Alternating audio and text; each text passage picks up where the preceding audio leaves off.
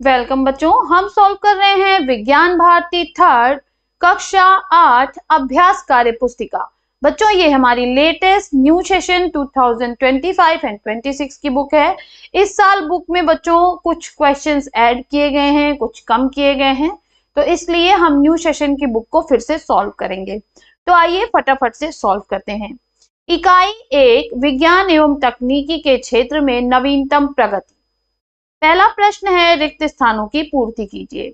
पर्यावरण को प्रदूषण से बचाने के लिए डैश के प्रयोगों को बढ़ावा दिया जा रहा है। तो किसके प्रयोगों को बढ़ावा दिया जा रहा है बच्चों? नवीकरणीय ऊर्जा स्रोतों। तो यहाँ पे हम फिल कर लेंगे नवीकरणीय ऊर्जा स्रोतों।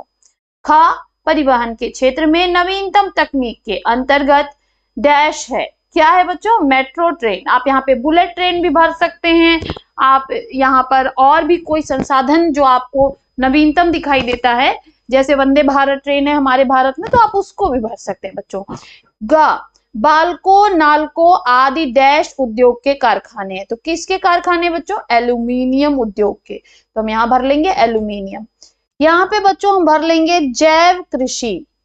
ठीक है, उन्नत पैदावार के लिए जैव कृषि के प्रयोग पर बल दिया गया है। ठीक है, आगे बढ़ते हैं।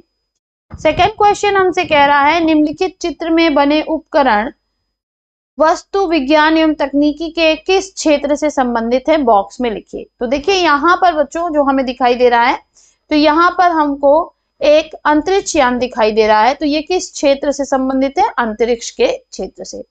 यहाँ पर बच्चों हमको बुलेट ट्रेन दिखाई दे रही है, तो ये किस क्षेत्र से है? परिवहन के क्षेत्र से। नेक्स्ट, यहाँ पर हमको सौर ऊर्जा के पैनल दिखाई दे रहे हैं, तो ये किससे संबंधित हो सकते हैं? ऊर्जा के क्षेत्र से। यहाँ पे हमें स्वाइप मशीन दिखाई दे रही है, तो ये व्यापार एवं वाणिज्य के क्षेत्र से संबंधित है बच्चों। तीसरा प्रश्न कह रहा है, स्तंभ क के कथन को स्तंभ ख के कथन से सही सुमेलित कीजिए। मैग्नेटिक रिजोनेंस इमेजिंग MRI, इस फुल फॉर्म को भी आप याद रखेंगे, ये एग्जाम में पूछा गया है। तो ये किस क्षेत्र में है बच्चों? चिकित्सा के क्षेत्र में। ठीक है, नेक्स्ट है हमारा रक्षा अनुसंधान एवं विकास संगठन DRDO।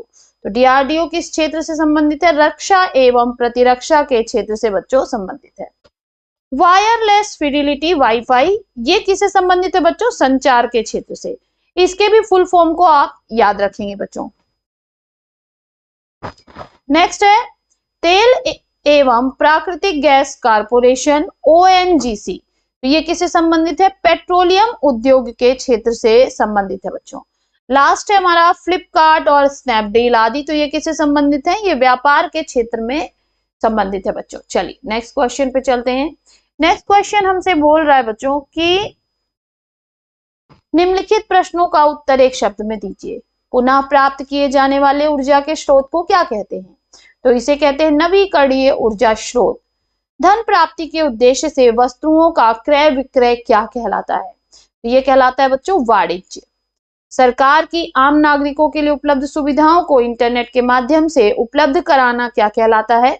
तो यह कहलाता है बच्चों ई-गवर्नेंस। कच्चे माल को मूल्यवान उत्पाद में परिवर्तित कर अधिक मात्रा में वस्तुओं के उत्पादन को क्या कहते हैं? तो इसे विनिर्माण कहते हैं बच्चों। शिक्षा के लिए समर्पित भारत के पहले उपग्रह का क्या नाम है? तो इसका नाम है बच्चों एड्यूसैट। क्वेश्चन नंबर 5 है बच्चों कि अमन के घर बिजली की खपत अधिक है, जिससे विद्युत बिल अधिक आने से वह परेशान था। इसकी चर्चा जब उसने अपने मित्र प्रकाश से किया, तो प्रकाश ने उसे सोलर सेल पैनल का प्रयोग करने की सलाह दी। सोलर सेल पैनल के प्रयोग से क्या फायदा होगा? संक्षेप में लिखिए। तो बच्चों क्या क्या फायदे हो सकते हैं? सबसे पहले तो उसके बिजली के बिल में कमी आ जाएगी, क्योंकि उसकी बिजली की खपत कम हो जाएगी। फिर नवीकरणीय ऊर्जा स्रोत से पर्यावरण प्रदूषण में भी कमी आएगी, और जो अतिरिक्त विद्युत यूनिट वो बनाएगा बच्चों, उससे उसे धन लाभ भी होगा। नेक्स्ट, नव्या अपनी माँ के साथ बाजार गई। वह पर्स में रुपए रखना भूल गई।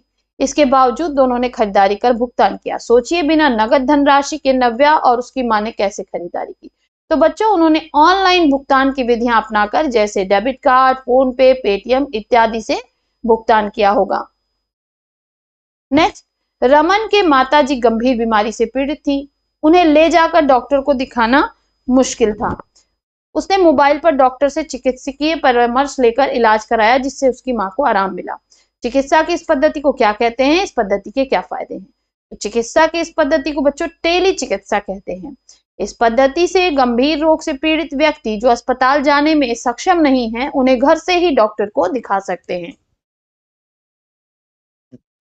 नेक्स्ट, संगीता को एक शादी समारोह में शामिल होने के लिए प्रयागराज से दिल्ली जाना है।